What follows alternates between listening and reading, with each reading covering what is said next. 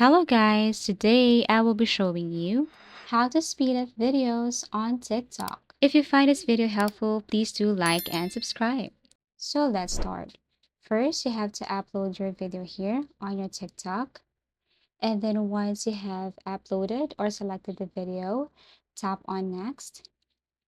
And then this time, in order for you to speed up your TikTok video right here or speed up videos on TikTok, you just have to go to the right side and you should see the edit option on the right side. Once you tap on this edit option, then you should see also features and options below.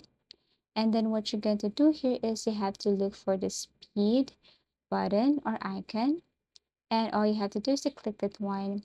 Now you have your choices right here for times 1, 2 times, and 3 times. Everything is up to you. And then you should see the result right away. You can also try the curve effect, and then you can speed the video also.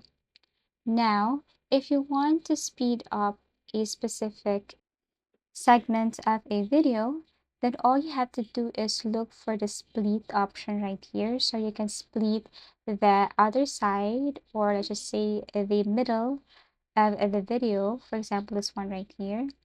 And then if you want to speed up just this part, just this specific part, then you can tap on speed.